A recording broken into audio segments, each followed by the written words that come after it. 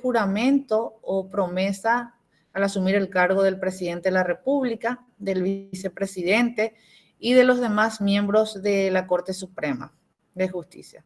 Conceder o denegar permiso al presidente de la República, autorizar la entrada de fuerzas armadas extranjeras del territorio y recibir además jefes de Estado de diversos países.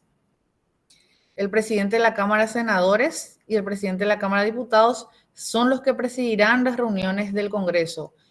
En este caso era el presidente del Senado, siempre dirigía como presidente del Congreso, y el de diputados, el vicepresidente. Pero esto recientemente se modificó mediante un proyecto de ley también, porque hubo un pequeño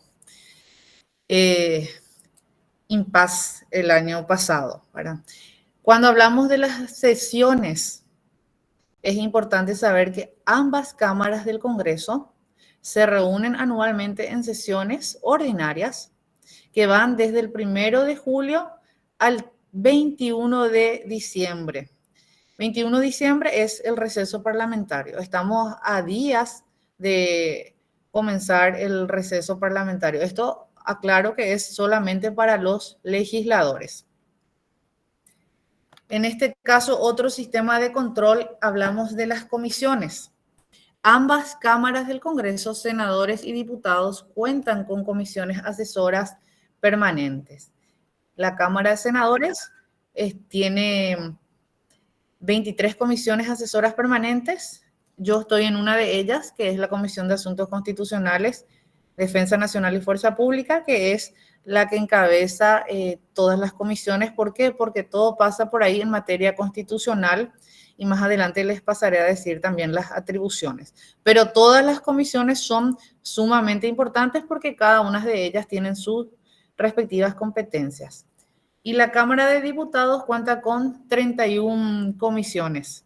Cámara de Senadores 23 y Cámara de Diputados 31. ¿Dónde radica la diferencia? Simplemente también en la cantidad de parlamentarios en ambas cámaras. Los deberes y atribuciones del Congreso son varias, son amplias, como las que les cité. También está la de recibir la promesa o juramento del presidente de la República, del vicepresidente, recibir el informe anual del presidente de la República, también la de efectuar acuerdos o nombramientos conforme prescribe esta Constitución, decidir sobre el traslado de la capital de nuestro país.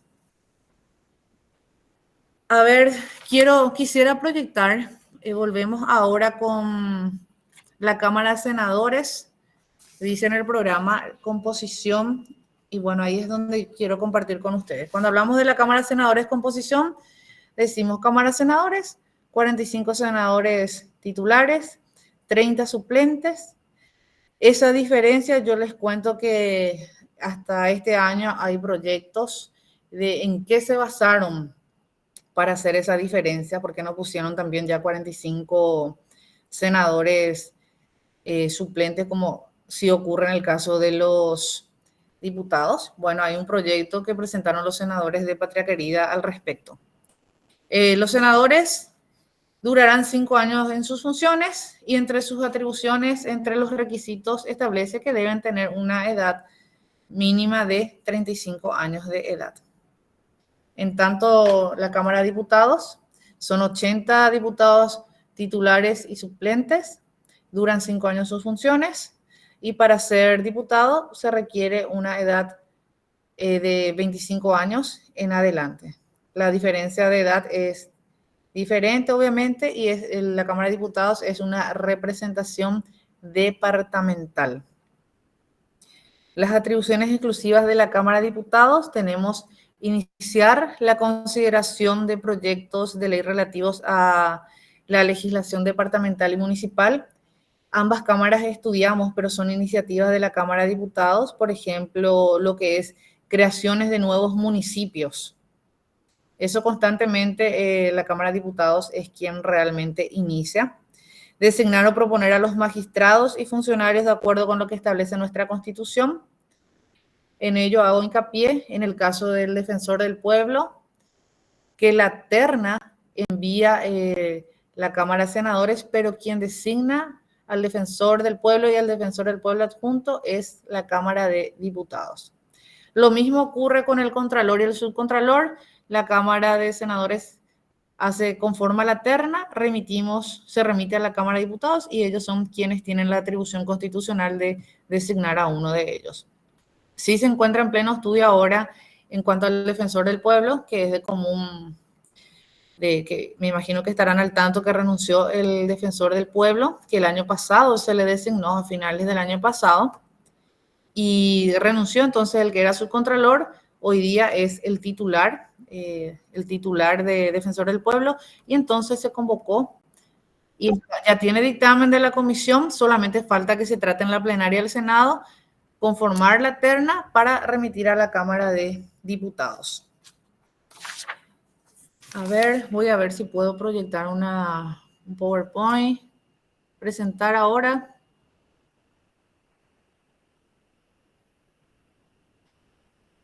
Juliano. Doctora. Para proyectar una presentación PowerPoint. Pasame por WhatsApp, doctora. Voy a pedirle a un compañero que te proyecte. Ok. Te paso.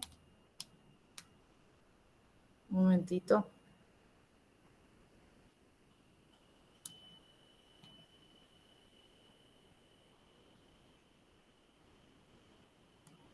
Bueno. En tanto, continúo. En cuanto a la elección y duración, los senadores y diputados durarán 5 años en sus funciones, son elegidos en comicios simultáneos con las presidenciales, estamos en plena campaña también. Ellos podrán ser reelectos y durarán 5 años sus funciones. Otra parte importante cuando hablamos del Congreso, es importante mencionar que tanto la Cámara de Senadores como la Cámara de Diputados cada un año renuevan sus autoridades. Vale decir, presidente de la Cámara, el vicepresidente primero, el vicepresidente segundo, como así también 3 secretarios parlamentarios. Eso se conforma políticamente. En ese momento también se reúne la mesa directiva, luego en la plenaria, y en la primera reunión de conformación de autoridades también se elige el día y la hora de las sesiones ordinarias de ambas cámaras, pero cada cámara por separado, y también es importante que en cada cámara rige también el reglamento interno, que es distinto. La Cámara de Senadores tiene un reglamento que es del año 1968, con varias modificaciones vía resoluciones, ¿verdad? Como les decía, también la cantidad de comisiones: Cámara de Senadores 23, Cámara de Diputados 31. ¿Te llegó, Tano? Sí, doctora, ahí le pasó el compañero, en breve te proyecta. Ok. También quería compartir con ustedes, por ejemplo, en la pérdida de investidura. Este es un tema muy importante. Dice que los senadores y diputados perderán su investidura, además de casos ya previstos, por 2 motivos principales: la violación del régimen de las inhabilidades e incompatibilidades en los casos previstos en nuestra Constitución, y también otro, el uso indebido de influencias fehacientemente comprobado. Yo les comento, en la Cámara de Senadores, este periodo es la primera vez que a mí me tocó en los 18 años que haya tenido tantos cambios de jefes, de senadores. 11 senadores son los que salieron desde el inicio, ¿verdad? En algunos casos por juicios políticos, en otros casos renunciaron, y tenemos también casos, lastimosamente, de fallecimientos, ¿verdad? Y también existen senadores que están, por ejemplo, con permisos, que es como el caso del senador Fernando Lugo. También dicen que los senadores y diputados no estarán sujetos a mandatos imperativos. Esto establece el artículo 101, que habla de la pérdida de investidura. Anteriormente, en la sesión de la Cámara, se sentaban los senadores, el presidente, pero no había un letrero. Y después del 2017, del 31M, como tuvimos el caso de la enmienda, que se pretendía hacer una reelección, entonces se mandó a hacer en ambas cámaras un letrero muy grande que les voy a mostrar luego una imagen que dice: los senadores y diputados no estarán sujetos a mandatos imperativos. Ese cartel está desde el año 2017.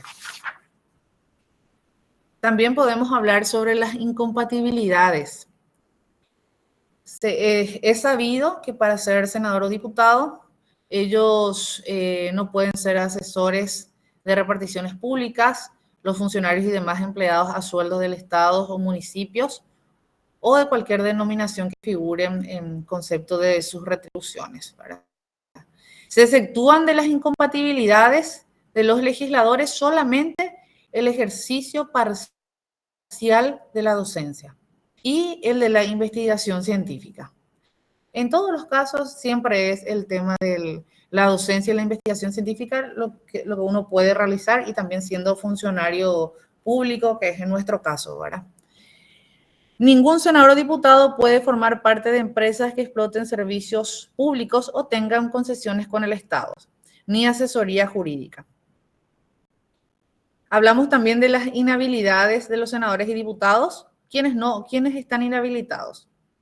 Los condenados por sentencias firmes a penas privativas de libertad, los condenados a penas por inhabilitación para el ejercicio de la función pública, los condenados por la comisión de delitos electorales, siempre y cuando dure la condena.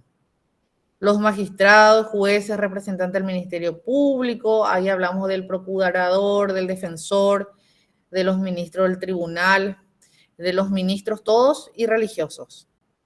Pero esto también, como así también los militares y policías, pero esto tiene una salvedad.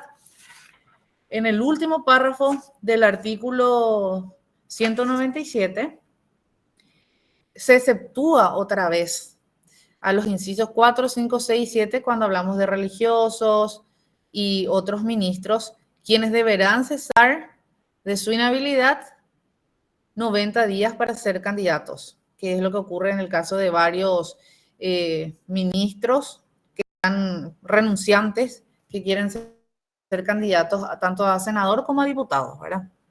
Otro punto importante es de las... Perdón, doctora. Sí. Sí. Buenas noches. Perdón. Buenas. Quisiera hacer una consulta. Sí. Un abogado, un doctor que está ejerciendo un cargo público, ¿puede ejercer la profesión? ¿Un abogado? Un abogado que está ejerciendo un cargo público. No es legislador, pero sí está ejerciendo un cargo público. ¿Puede ejercer la profesión? Y en realidad, Darío, la ley de la función pública es bien clara y dice que no, ¿verdad? En mi caso, te doy un ejemplo claro, ¿verdad?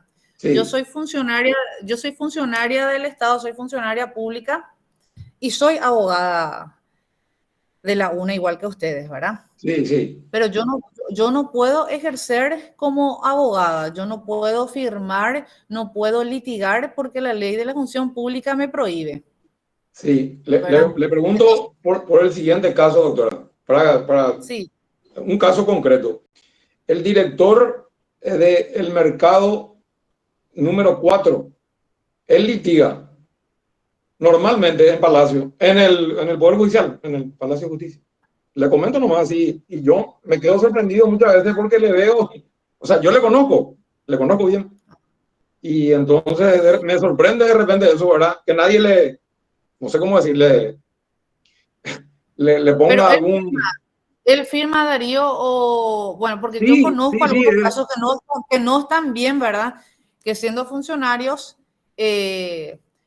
hacen lo que me decís, pero ellos no firman. Que de hecho que él, no la función él estuvo en el juicio político, ¿qué va a ser? En el juicio del doctor Floirán Peralta, hasta hace poco, el que era el decano de la facultad. Él estuvo en el juicio oral, yo le di. Y bueno, me preguntas... Por eso nomás me sorprendió lo que ocurrió. No, muy clara tu intervención y muy oportuna, pero yo te digo, todo funcionario del Estado tiene prohibido, ¿verdad? Todos tenemos prohibido, para eso existe la ley de la función pública.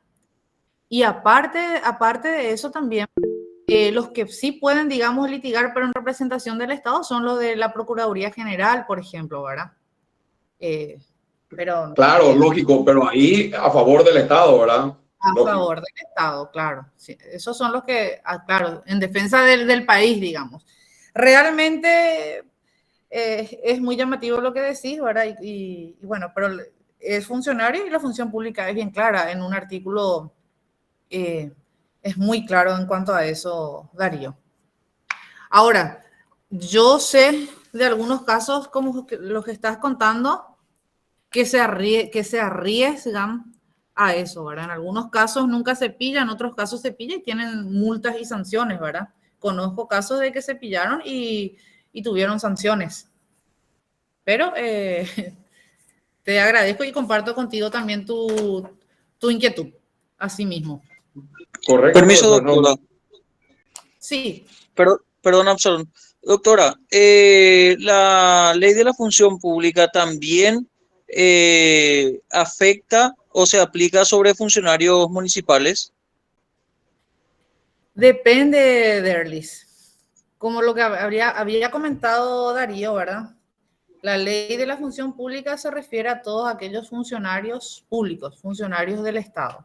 También, por ejemplo, en el caso de las gobernaciones y municipios, también tienen, digamos que una carta orgánica, una independiente, ¿verdad? Pero todas se basan prácticamente en ello, ¿verdad? Pero habría que ver sus leyes internas también, ¿verdad?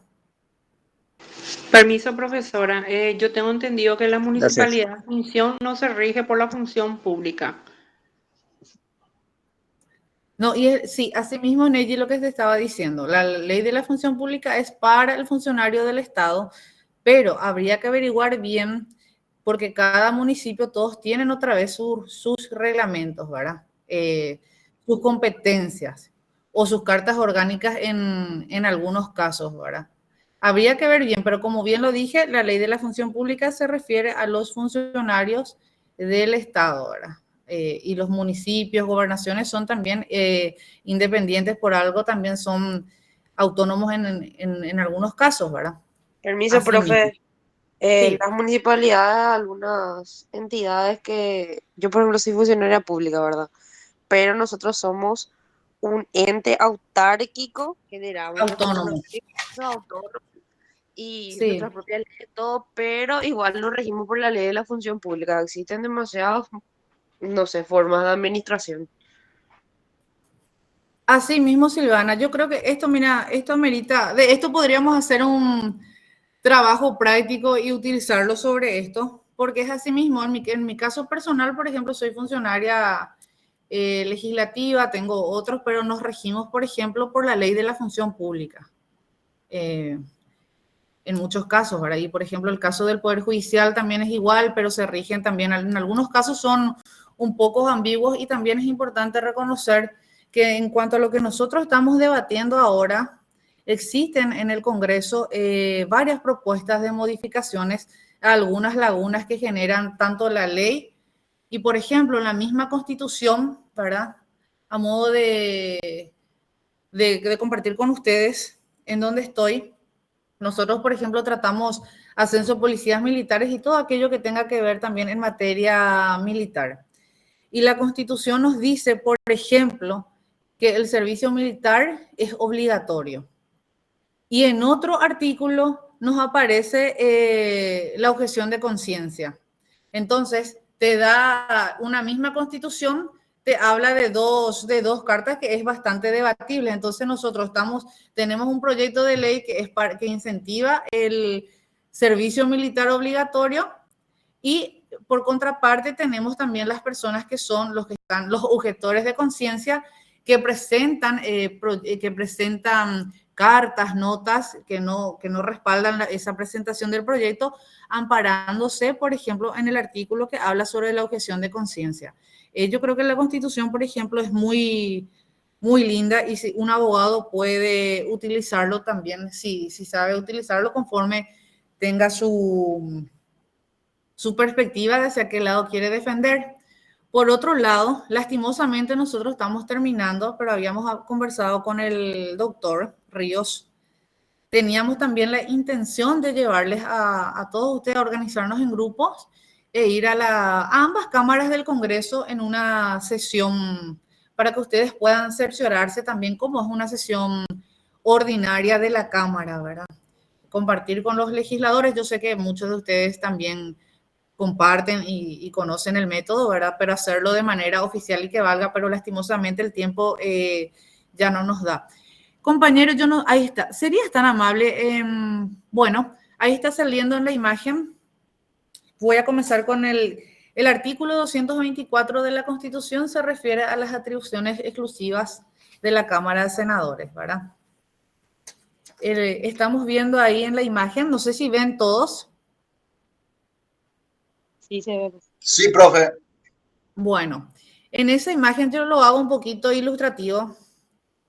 La imagen que están viendo del famoso platillo volador, comúnmente, antes era así de libre como están viendo, pero desde el 2017 la Cámara de Senadores está totalmente enrejada por el 31M, que dicho sea paso, en aquella oportunidad habían incendiado mi oficina también y tardamos 2 años en la reconstrucción. Entonces, hoy día la fachada está enrejada. Y la imagen de al lado es la Cámara de Senadores en una sesión ordinaria en la cual se estudian los proyectos. Siguiente, por favor.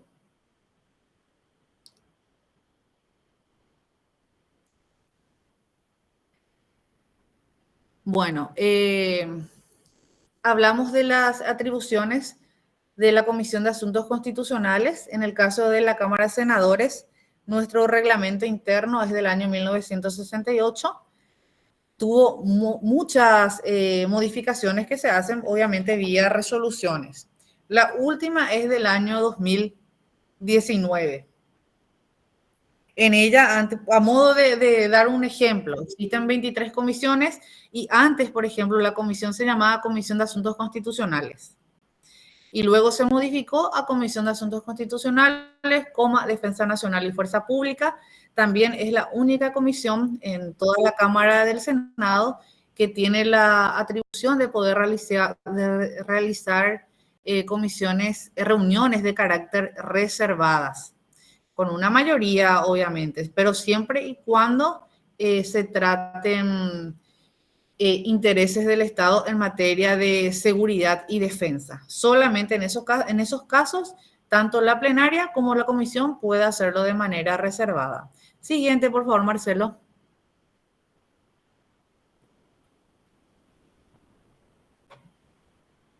¿Otra?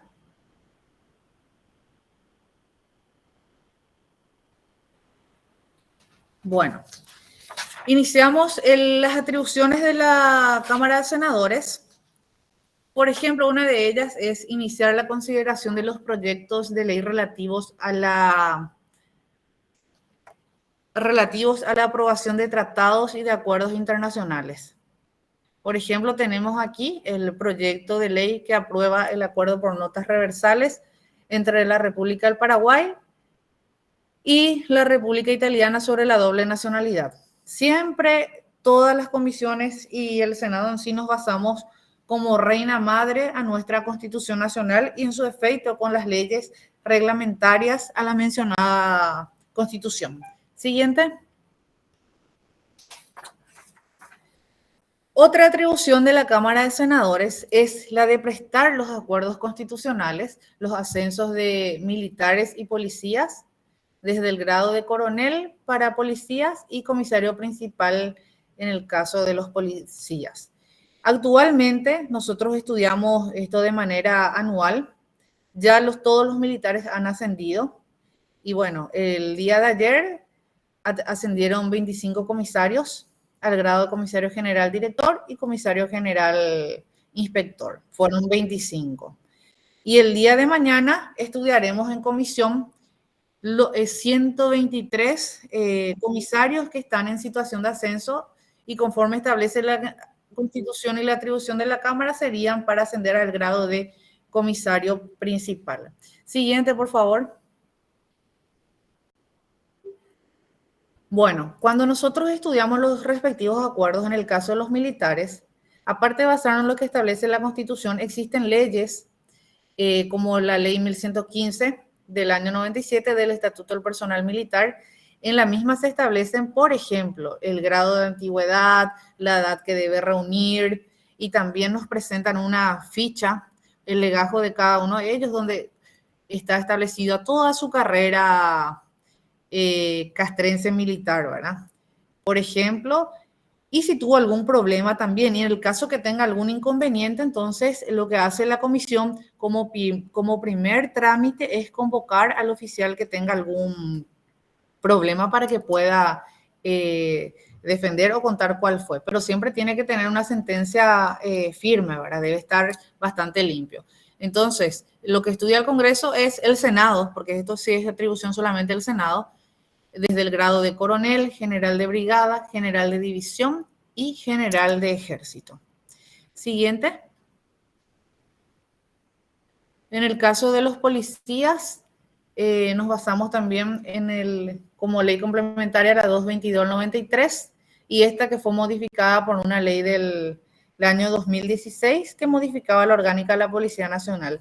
En ese año se modificaron aproximadamente 125 artículos. Y también lo que tenemos pendiente ahora es desde el grado de comisario principal, comisario general inspector, comisario general director y comisario general comandante. El Senado también es quien aprueba o no al comandante de la Policía Nacional. Las atribuciones de la Cámara de Senadores es muy amplia en cuanto a acuerdos constitucionales. Cada Cámara tiene, pero estas son atribuciones exclusivas de la Cámara de Senadores. Siguiente, por favor. También tenemos el acuerdo de prestar acuerdo para la designación de los embajadores y ministros plenipotenciarios en el exterior. Aquí nos basamos en la ley del Servicio Diplomático y Consular de la República del Paraguay. Es importante saber, esto en realidad es una atribución de la Comisión de Relaciones Exteriores. De una de las 23 comisiones es la atribución de la Comisión de Relaciones Exteriores y el Congreso lo que presta es para los diplomáticos de carrera, como así también las designaciones políticas. El trámite de toda designación yo les voy a explicar en la siguiente lámina. Por favor, otra. Designar o proponer a magistrados y funcionarios de acuerdo a lo que establece nuestra Constitución. Siguiente. Bueno, aquí tenemos el caso de los ministros de la Corte Suprema de Justicia. Nos basamos en el artículo 264 que se refiere a los deberes y atribuciones del Consejo de la Magistratura. ¿Por qué? El Consejo de la Magistratura es quien envía la terna a la Cámara de Senadores. En esa imagen estamos viendo 2 ternas enviadas de hace algunos años. Siguiente. Para esto nos basamos en leyes como el artículo 258 de la Constitución, que se refiere a los requisitos, como así también a la ley 296 del 94, que es la que organiza el funcionamiento del Consejo de la Magistratura. En cuanto a estos casos, yo les quiero comentar el trámite. El Consejo remite a la Cámara la terna. Esto se gira a una de las comisiones, que es la Comisión de Asuntos Constitucionales. ¿Esta comisión qué hace? Al recibir la terna con los respectivos legajos, se analiza que siempre reúna los requisitos constitucionales y legales y luego convoca a los 3 ternados, en la cual cada ternado habla sobre su propuesta, qué es lo que quiere modificar, cuál es su plan en el caso que sea electo ministro. Siguiente, por favor. Bueno, entonces, ahí tenemos en la imagen, por ejemplo, una reunión de la comisión donde están los ternados convocados para hablar sobre sus propuestas. Posterior a esta audiencia con los 3 ternados, la comisión dictamina. puede dictaminar de manera favorable o no.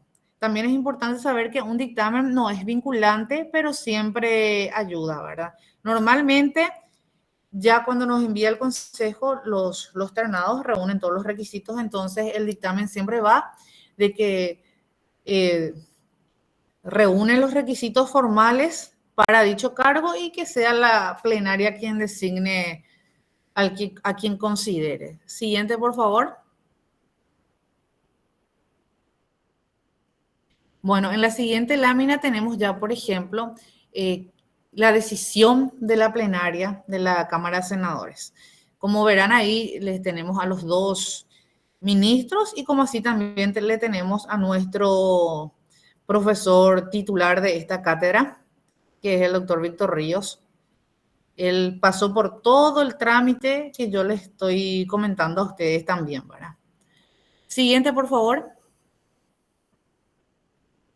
Otra atribución importante es la de la elección de los ministros del Tribunal Superior de Justicia Electoral. Es el mismo caso, muy similar. El Consejo también remite la terna al Senado.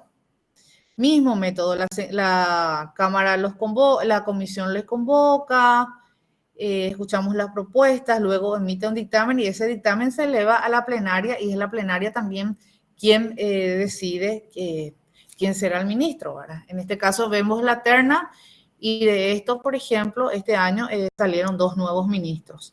El tribunal tiene 3 ministros y bueno, este año se renovó y tienen 2 nuevos flamantes ministros también. Siguiente, por favor. Bueno, y en la siguiente lámina tenemos otra atribución del Congreso, que es la del fiscal general del Estado. También nos basamos en el artículo constitucional, que hablamos que debe tener nacionalidad paraguaya, 35 años de edad, el título universitario de abogado, haber ejercido la profesión u otras funciones en materia judicial o cátedra universitaria y durarán 5 años sus funciones, ¿verdad? También es importante en este caso mencionar que es otra atribución tanto del Senado como también de la Comisión de Asuntos Constitucionales, es el mismo método, solamente que en este caso del fiscal general es el Poder Ejecutivo quien nos remite, pero ya el nombre de un solo candidato, ¿verdad? En esa imagen estamos viendo la fiscal general actual, pero el Poder Ejecutivo te envía ya solamente un nombre. Y yo les comento que en el día de hoy, yo creo que muy extraoficialmente les cuento que hay grandes posibilidades de que el Poder Ejecutivo envíe, no sé si esta o la otra semana, un pedido de acuerdo constitucional para el mencionado cargo, ¿verdad? O eventualmente el año que viene porque está por vencer. Esto también tendría el mismo método. Nosotros tendríamos que convocar y todo lo que les comenté. Siguiente, por favor. Bueno, y en el caso del fiscal general, como les estaba diciendo, presta juramento ante los señores senadores. Los ministros de la Corte también ante los señores senadores, los ministros del tribunal también.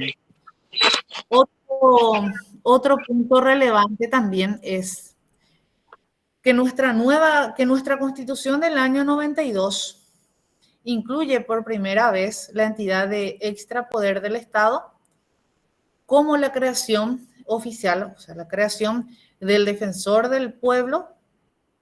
¿Y quién es? Es un comisionado parlamentario. Es un comisionado parlamentario. La Constitución no habla del defensor del pueblo adjunto, pero existe la Carta Orgánica de la Defensoría del Pueblo y ahí sí se menciona el defensor del pueblo adjunto. Es por ello que nosotros tenemos de manera pendiente que se trate en la plenaria la designación del defensor del pueblo adjunto. En este caso, es lo que les decía, la Cámara de Senadores conforma la terna, la Cámara de Senadores hizo la llamada para que se presenten los candidatos a defensor del pueblo. Se publicó en 2 diarios de gran circulación, como así también estuvo en la página del Senado, y se presentaron este año para defensor del pueblo 14 postulantes, de los cuales 12, cuando llamó la comisión, se presentaron y por tanto se emitió un dictamen donde 12 están habilitados y eso ya está en el dictamen y solamente falta que se trate en la plenaria. Una vez que se trata en la plenaria, se conforma la terna y va a la Cámara de Diputados, que es la encargada de designar. Anteriormente, antes de la Constitución del 92, bueno, vivíamos en una época de dictadura, pero en el año 91 aparece algo similar a lo que es el defensor del pueblo, pero no de manera constitucional, obviamente, pero sí estaba leyendo, me estaba fijando que la Municipalidad de Asunción, por ordenanza municipal, creó la figura del defensor vecinal. Eso es lo que había desde el año 91. Pero con la Constitución tenemos el defensor del pueblo de manera formal. El mismo caso es el caso del Contralor General de la República y Subcontralor. A diferencia de ello es que la Constitución sí establece el cargo de defensor del Contralor General de la República y del Subcontralor. Mismo método, Cámara de Senadores con forma terna, Cámara de Diputados designa. Siguiente, por favor. Otra atribución importante del Congreso también es en cuanto al acuerdo legal. Tenemos, por ejemplo, los casos del escribano mayor de gobierno. Esto se da cada 5 años. Cada presidente de la República que gane, que el nuevo que sea, el que es electo, obviamente regulariza y nombra a un nuevo escribano mayor de gobierno. ¿Por qué es legal? Porque esto está hecho por medio de una ley. El procedimiento es el mismo. La comisión convoca, dictamina y va a la plenaria. Siguiente. Otra atribución importante es, por ejemplo, la de autorizar el envío de fuerzas militares paraguayas permanentes al exterior, así como el ingreso de tropas militares extranjeras al país. ¿Por qué esto es atribución? ¿Por qué? Porque el día de mañana, por ejemplo, estaríamos tratando un ingreso de tropa y salida de tropas. Siempre se solicita autorización cuando es con el ingreso con equipos, armamentos y municiones que vienen a capacitar a nuestros efectivos de las fuerzas públicas. Pero tienen que venir de un tiempo, debe estar establecido de qué tiempo a qué tiempo estarían en nuestro país, ¿verdad? Por ejemplo, lo que mañana se trataría sería por un año, que irían a Chipre. En este caso son paraguayos militares que irían a Chipre. Sería del 2022, de marzo del 2023 al 2024. Y como está terminando el receso, está por comenzar el receso parlamentario, entonces se estaría estudiando mañana en comisión y posteriormente en la plenaria. Es también el mismo trámite en la comisión. Siguiente, por favor. Otra atribución del Senado también es la de prestar acuerdos para la designación del presidente y de los directores de la Banca Central del Estado. Por ejemplo, el Banco Central del Paraguay, el Poder Ejecutivo es quien envía el nombre del postulante o candidato. Normalmente en estos casos nunca hay tantos inconvenientes porque la persona que envía siempre son muy técnicos y muy profesionales en materia tributaria. Casi siempre, por no decir siempre enviaron personas muy preparadas en esa materia para uno de los cargos más importantes de nuestro país, que nada más y nada menos estaría manejando todo lo que es la parte financiera y tributaria de nuestro país. Siguiente lámina, otra atribución también es la de prestar acuerdos para la designación de los directores de ambas binacionales. Acá existe una pequeña diferencia.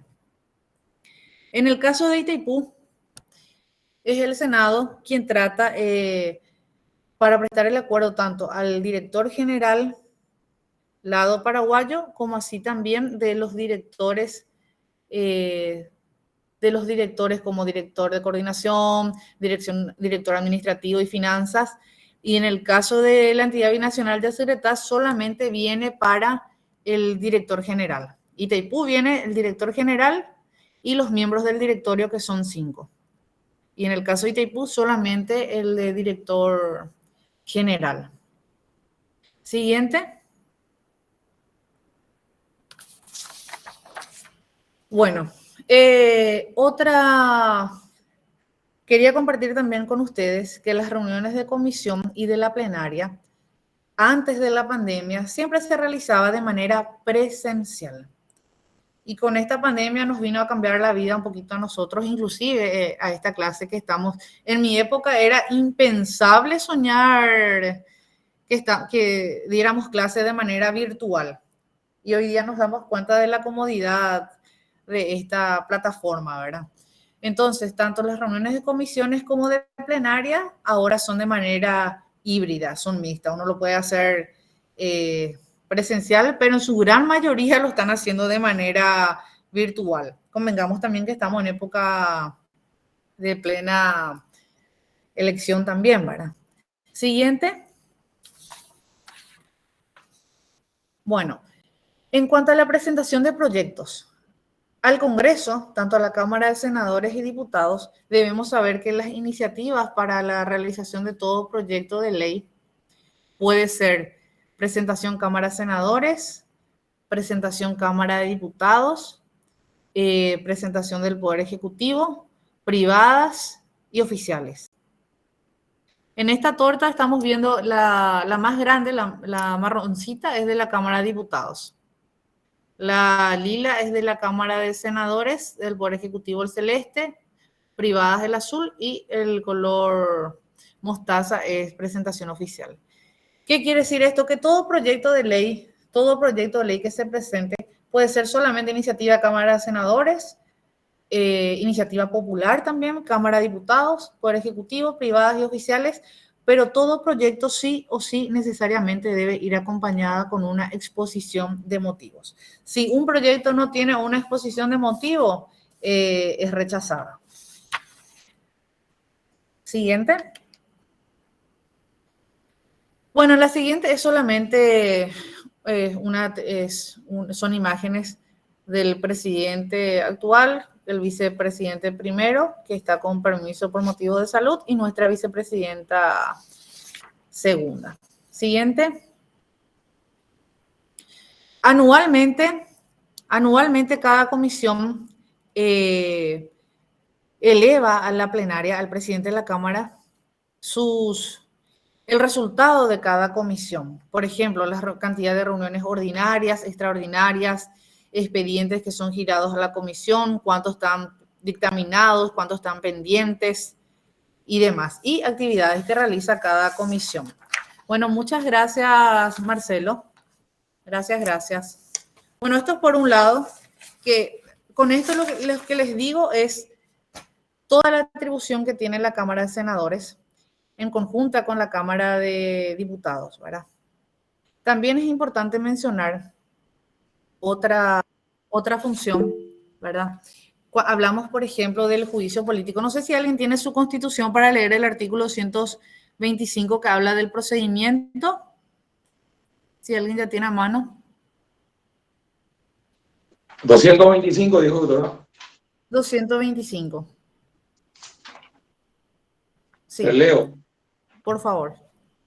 Artículo 225 del procedimiento. El presidente de la República, el vicepresidente, los ministros del Poder Ejecutivo, los ministros de la Corte Suprema de Justicia, el fiscal general del Estado, el defensor del pueblo, el contralor general de la República, el subcontralor y los integrantes del Tribunal Superior de Justicia Electoral solo podrán ser sometidos a juicio político por mal desempeño de sus funciones, por delitos cometidos en el ejercicio de sus cargos o por delitos comunes. La acusación será formulada por la Cámara de Diputados por mayoría de 2/3. Corresponderá a la Cámara de Senadores por mayoría absoluta de 2/3 juzgar en juicio público a los acusados por la Cámara de Diputados y en caso de declararlos culpables al solo efecto de separarlos de sus cargos. En los casos de supuesta comisión de delitos se pasarán los antecedentes a la justicia ordinaria. Muchísimas gracias, Darío. Bueno, en este caso, por ejemplo, así como tal cual leyó el artículo constitucional Darío, bueno, la Cámara de Diputados realmente es la que inicia el caso de los juicios políticos, pero el que decide es la Cámara de Senadores, finalmente. Esto nosotros tenemos por constitución, pero solamente tenemos reglamentado por medio de una resolución interna en lo que compete al Senado y también en la Cámara de Diputados. Por ejemplo, tenemos una resolución del año 2015 que dice, por la cual se establece el procedimiento para la tramitación del juicio político previsto en el artículo 125 de la Constitución Nacional. En esta se establece, posee varios artículos, pero ¿qué habla? Por ejemplo, en el artículo primero establece de establecer el procedimiento que observará la Cámara de Senadores para la tramitación del juicio político una vez recibida la correspondiente acusación promovida por la Cámara de Diputados. Y ahí establece que la Cámara de Senadores quedará constituida en tribunal. ¿En qué consiste eso? En medio de ello se fija el día, las horas, los trámites y plazos, y para convocar a la defensa también, ¿verdad? En el caso de juicios políticos, en algunos casos también son un poquito difíciles, ¿verdad? En mi caso me tocó, bueno, estoy hace 18 años, en el caso del expresidente de la República, el actual senador Fernando Lugo, ¿verdad? Y después de ocurrido eso pasó a ser mi jefe y también a ser presidente de la comisión en la cual estoy y luego presidente de la Cámara también, ¿verdad? Pero es importantísimo saber que es, como su nombre lo dice, es un juicio político. Es el juicio político, por ende, no es de manera judicial, ¿verdad? No es de manera judicial, vale decir ello, ¿verdad? Si el juicio político tiene una mayoría, lo que se hace es separarlo del cargo y ahí termina. Por algo lo llaman el juicio político, ¿verdad? Eso quería compartir con ustedes, y siempre estamos expectantes, pero por ejemplo, este año estamos expectantes de algunos juicios políticos que tenían que iniciar en la Cámara de Diputados, pero si ellos no tienen su mayoría, entonces no corre para que eso gire de manera oficial en la Cámara de Senadores y se le dé el trámite correspondiente, ¿verdad? También es algo bastante debatible, yo les comento en mi día a día, ¿cómo puede ser que la Constitución, al establecer unas mayorías, en el caso de pérdida de investidura, tenemos en el caso de los desafueros y de pérdida de investidura? Les comento algo, para una pérdida de investidura con una cantidad reducida de votos, un parlamentario puede dejar de ser senador o diputado. Y sin embargo, para un desafuero se requiere una cantidad mayor de votantes, ¿verdad? Cuando me parece que es mucho más grave la pérdida de investidura. Pero para todo desafuero, por ejemplo, que anteriormente era impensable que un legislador le pueda salir favorable un pedido de desafuero. Pero hace aproximadamente 6 a 7 años, cada vez que ingresa un pedido de desafuero en ambas cámaras, corre el trámite normal. Y es más, a veces el propio afectado, el propio legislador, solicita su desafuero. Él mismo solicita su desafuero, pero para ello es el juez quien debe remitir a la Cámara respectiva. Y tiene todo su proceso. Después también quería compartir con ustedes las comisiones de investigación. Cada Cámara del Congreso puede crear comisiones de investigaciones sobre algún proyecto o interés social que lo considere así pertinente. Por ejemplo, existen comisiones conjuntas también, ¿verdad? Comisión de investigación por un lado, como comisiones bicamerales y como comisión de investigación. Tuvimos, por ejemplo, comisión de investigación en el caso del presupuesto de todo lo que se utilizó en el tema de COVID, de la pandemia, a dónde paró. Eso sigue vacante. También hubo otra comisión de investigación en el caso del anexo de Itaipú, del tratado que se tiene que estudiar en el acuerdo de la parte del 2023 de las negociaciones. Para todo ello existe. O, por ejemplo, cuando ocurrió el atentado en el norte del país, se creó una comisión especial también para estudiar ello. Siempre se crean comisiones especiales sobre algunos puntos pertinentes. También tenemos el voto de censura. En el caso del voto de censura, si el citado no concurriese a la Cámara respectiva o ella considera insatisfactorias sus declaraciones, ambas cámaras del Congreso, por mayoría absoluta de 2/3, podrá emitir un voto de censura en su contra y recomendar su remoción del cargo al presidente de la República o al superior jerárquico. Es importante que aunque la Cámara, cualquiera de la Cámara dé el voto de censura, no necesariamente deba cumplirse, porque es solamente una recomendación que va al Poder Ejecutivo y finalmente es el Poder Ejecutivo quien tiene la atribución. Pero obviamente ningún ministro o algo quiere llegar a ello, ¿verdad? Por eso es que a veces en algunos casos no se llega a la mayoría necesaria también, ¿verdad? Y ahí mismo establece si la moción de censura no fuese aprobada, no se procederá al mismo tema respecto al ministro, ¿verdad? O funcionarios. También hablamos se habla de las senadurías vitalicias.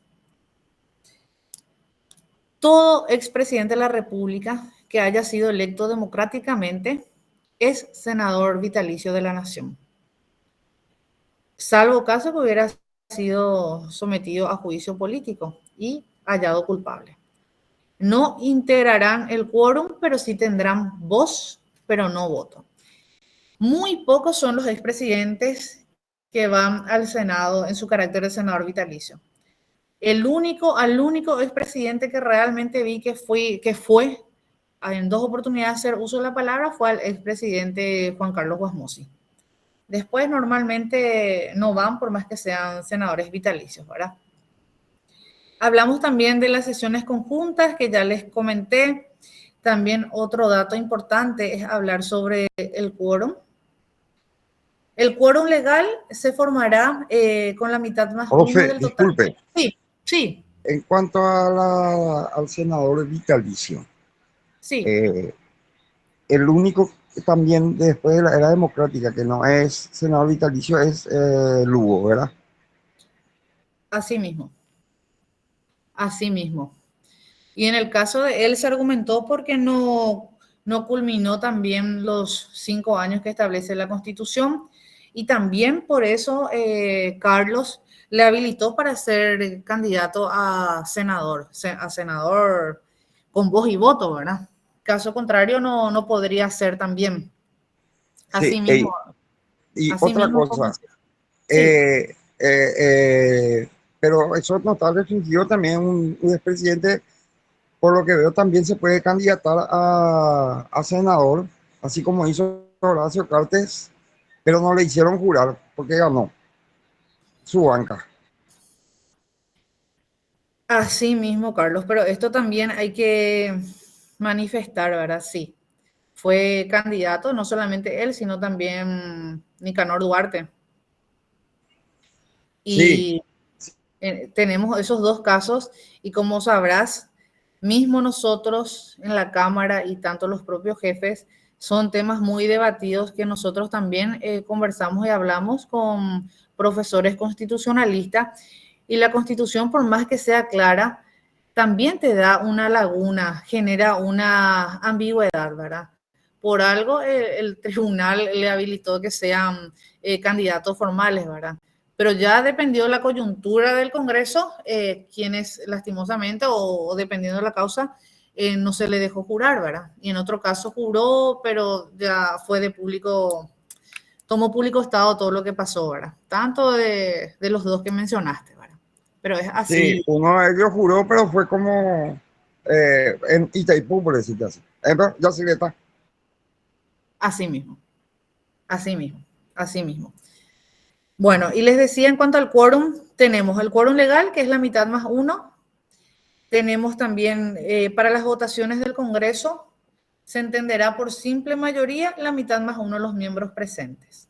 También existe la mayoría de 2/3, mayoría absoluta. La mayoría absoluta que es, en el caso del Senado, es el quórum legal. Y el quórum legal de 45 senadores es 23. Y en la Cámara de Diputados de 80 es la mitad más 1, ¿verdad? Hablamos de 41. Y tenemos también por mayoría absoluta 2/3, dependiendo el caso y en el artículo que establezca la Constitución y el cargo. Por ejemplo, en el caso de senadores, la mayoría absoluta es mayoría absoluta 2/3 sería 30. Pero esto varía porque a veces vos podés estar en una reunión y tenés que hacer conforme a tus senadores o diputados presentes. Por ejemplo, en una comisión, por hablar de una mayoría en una comisión, en el caso de constitucionales, por ejemplo, son 12 senadores, en realidad ahora se modificó y son 13, y para tener el quórum legal nosotros tenemos que tener necesariamente 7 senadores. Y ninguna comisión permanente, ninguna de las cámaras, y como así también ninguna sesión de la Cámara de Senadores o Diputados puede llevarse a cabo si es que no hay el quórum respectivo. Por eso habrán escuchado, a veces se tocan temas muy trascendentales o que no hay mayorías, entonces se deja sin quórum la sesión o no hay quórum. Sin quórum nada es legal, no te podés reunir sin el quórum pertinente. Otra También, consulta, sí. profesora, con relación a los legisladores. Porque me quedó esa una duda hasta hoy día. ¿Los legisladores pueden tener empresas privadas? Pueden tener también, por decirte, universidades en donde son propietarios o ejercer la docencia. Bueno, O ejercer la... solamente tiene que abocarse a su función al cual fue elegido, tipo el presidente de la República. No, en este caso, por ejemplo, Carlos, te respondo con la primera. Tanto el senador como diputado puede dedicarse a la docencia y a la actividad científica porque establece la Constitución. También tenemos casos de legisladores que tienen universidades privadas, pero ellos no son los titulares de esas. Puede ser una sociedad o estar a nombre, pero no está, o sea, no quiero andar mucho en el tema, ¿verdad? Pero es así, o sea, no puede ser vos, pero en algunos casos son sociedades, ¿verdad? Y existe el director y no, esa persona no es director. Porque también, como les decía más adelante, la Constitución también es bien clara de que no podés trabajar en empresas como accionista, tanto públicas como privadas, ¿verdad? Y cuando me hablas de universidades también, salvo en los casos de docencia, que la ley es muy clara, Carlos, solamente en los casos de docencia y de investigación científica. Y en algunos casos que nosotros sabemos de las universidades, evidentemente eso tiene su manejo interno otra vez, el cual yo desconozco, pero me imagino casi plenamente segura que la cabeza, el director, el presidente no va a ser el legislador, y aparte es una sociedad. Porque se había debatido eso en algún momento con legisladores que eran propietarios de universidades privadas y creo que tuvieron que cambiar eso, o sea, que renunciar a su, o ceder su, ¿cómo se puede decir? Pero se había debatido eso en la misma Cámara. Sí, recuerdo, pero es así como te digo, solamente es la docencia y la investigación científica, y en los otros casos, ya te digo, existe un organigrama de cada institución, pero no van a ser la cabeza ni nada. Y en la parte que el tema académico es distinto, ya existen sociedades, bueno, esos son ya manejos internos también, ¿verdad? Bueno, finalmente quiero compartir con ustedes brevemente el procedimiento de formación de leyes. Como les decía, la presentación de los proyectos de leyes lo pueden hacer a iniciativa popular, presentación de senadores, diputados, Poder Ejecutivo, oficiales y presentaciones privadas. Toda presentación de un proyecto de ley debe tener obligatoriamente una exposición de motivos. También cuando se estudia, ¿cómo es el método? Un proyecto de ley, sea la iniciativa que sea, en el caso del Senado, ingresa un proyecto de ley y para que sea oficial debe ingresar en una sesión ordinaria. Dependiendo cuál sea el tema, se gira a una de las 23 comisiones existentes, ¿verdad? Por ejemplo, si en materia de derechos humanos, se gira a derechos humanos. Si tiene que ver algo con una modificación de reforma agraria, va a la Comisión de Reforma Agraria. Si tiene que ver con la salud, va a la Comisión de Salud. Si tiene que ver... Existen 23 comisiones. Existe la comisión con capacidad diferente también, dependiendo el tema que vaya, o industria y comercio, ¿verdad? Pero casi todos los proyectos van girados a las comisiones que tienen sus respectivas competencias y casi todas ellas van giradas también a la Comisión de Legislación y Constitucionales, que tiene amplia competencia también, ¿verdad? Bueno, una vez ingresado el proyecto, se estudia en la comisión. Nosotros, los que somos asesores directores, única y exclusivamente podemos basarnos y estudiar, analizar el proyecto de ley tal cual dice. Si vos estudias o vas a defender un proyecto, yo en mi caso lo que hago es hacerle hablar al proyecto y explicar en qué consiste ese proyecto. Ya los senadores son quienes toman las decisiones finales, pero uno siempre sugiere, a veces te hacen caso, otras no tanto, dependiendo el caso. ¿Y qué hace la comisión? Dictamina. Los dictámenes pueden ser en 3 sentidos: aprobación con modificación, aprobación sin modificaciones o el rechazo.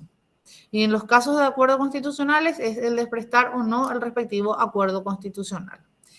Una vez que la comisión dictamine, se incluye dentro del orden del día de la plenaria. Y, por ejemplo, un proyecto de ley, por ejemplo, que modifica el artículo 18 del Código Electoral paraguayo, es girado a 5 comisiones: constitucionales, legislación, y, por ejemplo, si toca el tema de materia presupuestaria, por ejemplo, se gira a la Comisión de Hacienda y Presupuesto, como así también a la de Cuentas. Y por eso es que un mismo proyecto puede ser girado a varias comisiones. La plenaria decide, de ahí va a la Cámara de Diputados y ahí tiene el trámite respectivo. Pero es importante saber que el Poder Ejecutivo puede aceptar o rechazar, puede enviarnos el proyecto de ley con una objeción total del proyecto de ley, como también puede ser una objeción parcial, independientemente de lo que decida el Poder. Y cada Cámara puede ratificarse y por mayoría se puede vetar, o sea, no se puede hacer caso a la sugerencia del Poder Ejecutivo si vos tenés mayoría en tus cámaras también. Y dependiendo cuál de ellas tiene que ratificarse y quién tiene la última palabra sobre el proyecto también. Tenemos también la promulgación automática, las modificaciones que le decía parcial, la objeción total y finalmente culmino con la Comisión Permanente del Congreso. La Comisión Permanente del Congreso va a entrar en vigencia después del 21 de diciembre, que es el momento en que ambas cámaras del Congreso inician el receso parlamentario y esto se reanuda el 1 de marzo. Y aquí ellos, por ejemplo, se decide una mayoría, se conforma con integrantes de la Cámara de Senadores y Cámara de Diputados y es el mismo actuar de una sesión normal, solamente que es de común y dura lo que sería finales de diciembre, enero, febrero y luego ellos dan su informe final al Congreso y los proyectos que sean recibidos durante el receso parlamentario se dan entrada en la comisión permanente y se gira a la Cámara respectiva y en la primera sesión, digamos, en este caso va a ser el jueves 2 de marzo, se va a girar todo lo que es para el Senado, la Cámara de Diputados también y ahí surge el trámite normal ya de un proceso también. Bueno,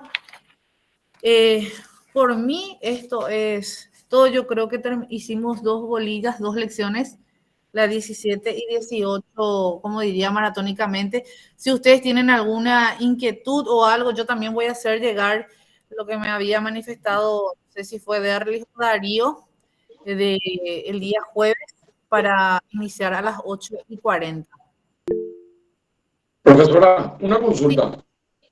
Sí. Usted habló de que el presidente de la República de la terna que le envió el Consejo de la Magistratura para el fiscal general del Estado, elige uno y le envía al Congreso para el acuerdo constitucional, no sé si se llama así, o acuerdo parlamentario, vamos a llamarlo.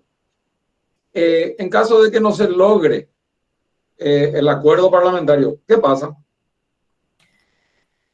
Bueno, el Poder Ejecutivo nos envió un nombre de su candidato para fiscal, vamos a ponerlo, ¿verdad? Y no tuvo sus mayorías, no tuvo su mayoría, mejor dicho, ¿verdad? Entonces, eso queda sin efecto. Y es ahí... Queda vetado sería, ¿verdad? No, no queda vetado porque no, la Cámara no le prestó el acuerdo. No, y tiene su plazo. Bueno, eso también muy buena tu intervención.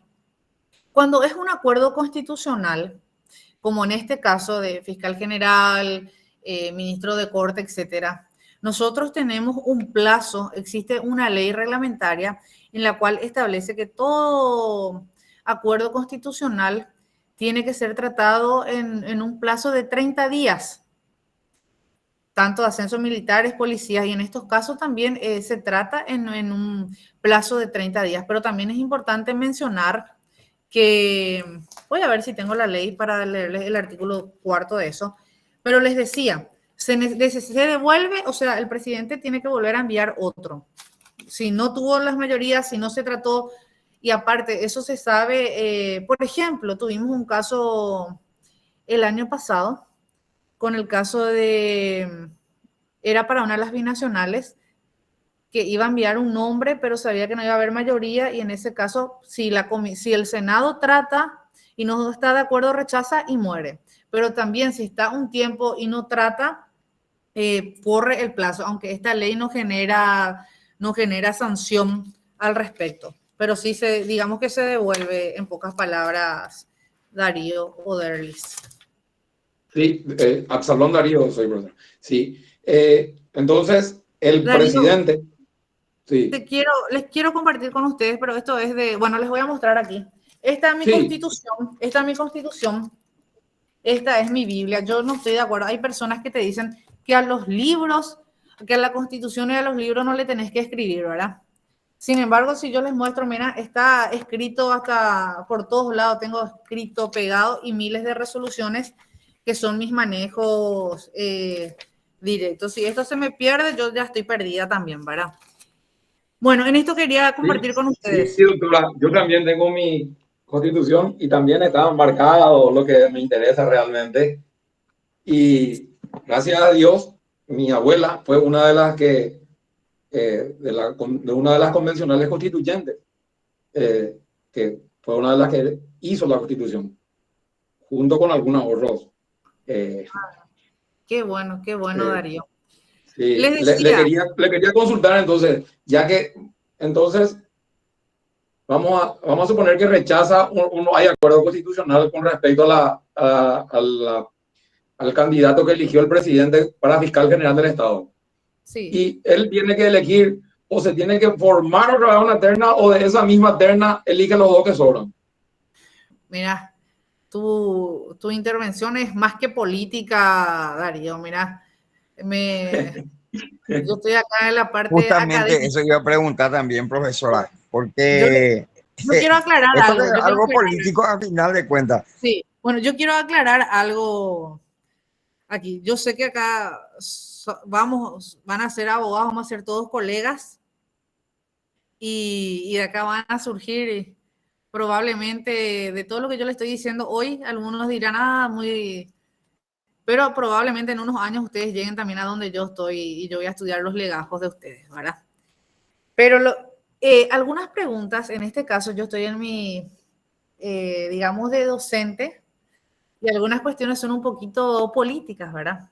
Esas decisiones, esas decisiones, yo voy a hablar netamente de, bueno, hubo un caso similar, el Senado no iba de ninguna manera aprobar el acuerdo de la persona que enviaron, y en ese, por ejemplo, se debatió, que fue en el periodo anterior, como existe una terna, y qué sé yo, en este caso existe una terna, salió uno y, por ejemplo, al Poder Ejecutivo no le gustó el que eligió, ¿verdad? Y entonces ahí se habló la posibilidad de, ya que no le gustó a esa persona, si se podía usar o no los dos sobrantes, ¿verdad? Y en ese caso no corrió esa situación. Lo mismo ocurrió en el caso de, a la inversa, cuando te envía un solo nombre y no corre. Bueno, en ese caso es un poquito distinto porque se hizo un llamado y de eso el presidente eligió y el consejo tiene otro trámite. Pero más allá de todo eso, yo les cuento de que cuando nosotros estudiamos las atribuciones del Congreso, vale decir Cámara de Senadores y Cámara de Diputados, estamos hablando de un ámbito netamente también político. Por eso hablamos también de las inmunidades, hablamos los desafueros, hablamos de la pérdida de investidura, y todo tiene que ver única y exclusivamente cuestiones políticas desde la elección misma, ¿verdad?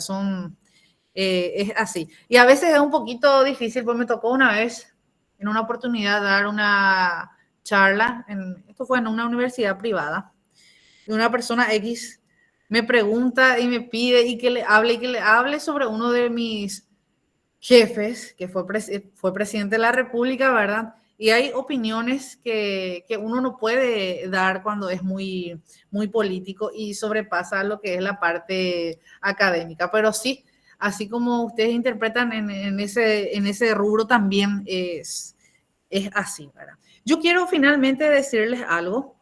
Cuando hablamos de acuerdos constitucionales, que aquí el compañero Darío acaba de decir, nosotros tenemos una ley que desde el año 2014, que dice que establece plazo para la designación, nombramiento o prestación de acuerdo para el ejercicio de los cargos públicos. Y yo les quiero leer.